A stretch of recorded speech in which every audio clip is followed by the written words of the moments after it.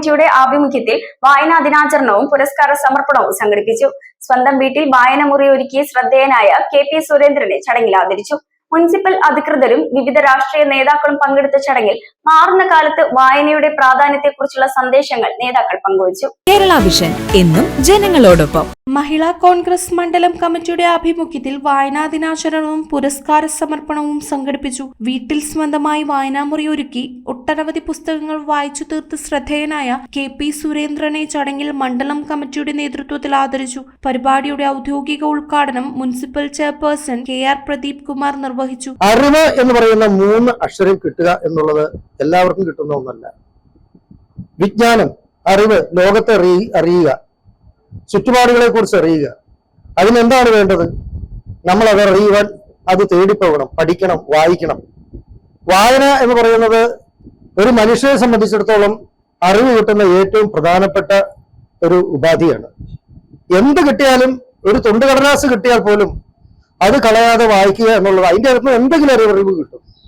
മനുഷ്യനെ സംബന്ധിച്ചിടത്തോളം അവനവന്റെ ജീവിത അവസാനം വരെ അറിവുകൾ നേടിക്കൊണ്ടിരിക്കും. ഒരിക്കൽ പോലും ഒന്നും ഒരു പൂർണ്ണമല്ല. വികസനകാര്യ സ്റ്റാൻഡിംഗ് കമ്മിറ്റി അംഗം അരുൺ കല്ലറിക്കൽ ചടങ്ങിൽ വായനാ ദിന സന്ദേശം നൽകി. എനിക്ക് തോന്നുന്നു ഒരുപക്ഷെ ഓരോ മുനിസിപ്പാലിറ്റിയിലെന്നല്ല, ഈ സമീപ പ്രദേശങ്ങളിൽ പോലും ഒരു വ്യക്തിക്ക് ഇത്രയും പുസ്തകങ്ങളുടെ സമ്പന്നമായ ഒരു ശേഖരമുള്ള മറ്റൊരു ലൈബ്രറി വരെ ഉണ്ടാവുമെന്ന് എനിക്ക് തോന്നുന്നില്ല. നമ്മുടെ അവരുടെ വീടുകളിൽ പോലും ചിലപ്പോൾ എത്രയും വലിയൊരു ലൈബ്രറി ഉണ്ടാവില്ല. കാരണം അദ്ദേഹത്തിന് ഏറ്റവും പ്രധാനപ്പെട്ട കാര്യം അദ്ദേഹത്തിന്റെ ഏറ്റവും ചെറുപ്രായത്തിൽ കിട്ടിയ, അദ്ദേഹത്തിന്റെ കയ്യിൽ കിട്ടിയ ഒരു പുസ്തകം പോലും നഷ്ടപ്പെടുത്തിയിട്ടില്ല എന്നുള്ളതാണ് ഇവിടുത്തെ ഈ ലൈബ്രറിയുടെ ഏറ്റവും പ്രത്യേകത. മണ്ഡലം മഹിളാ കോൺഗ്രസ് പ്രസിഡന്റ് ജാൻസി ഏലിയാസ് അധ്യക്ഷത വഹിച്ച യോഗത്തിൽ municipal standing committee chairperson Valsala Varghese, VT Prathapan, Jiji Joji, MK Sivagiri, James കുറ്റിക്കോട്ടയിൽ, ചിന്നമ്മ തമ്പി, സിനോബി, അനു അജിത് തുടങ്ങിയവർ സംസാരിച്ചു. എനിക്ക് ഏകദേശം ഒരു 10 വയസ്സൊക്കെ ഉള്ളപ്പം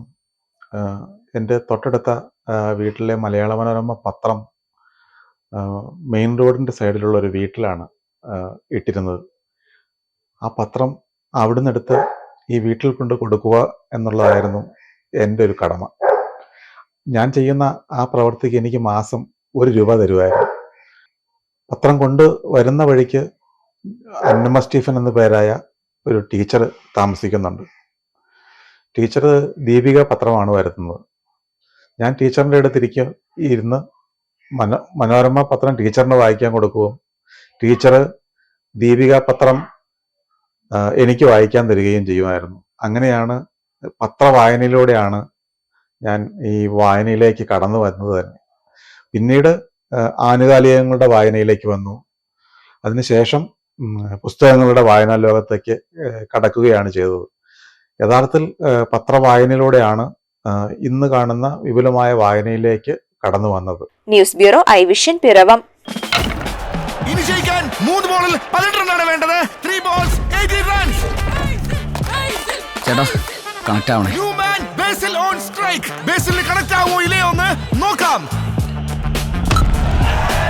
Oh, that's a 6.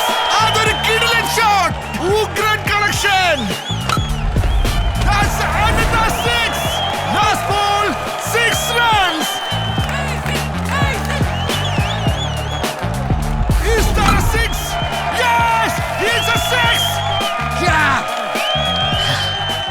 Kerala vision connect and win. നേടൂ EV സ്കൂട്ടറുകൾ, സ്മാർട്ട് TVകൾ, ബമ്പർ സമ്മാനമായി EV കാർ തുടങ്ങി 2 കോടിയുടെ സമ്മാനങ്ങൾ.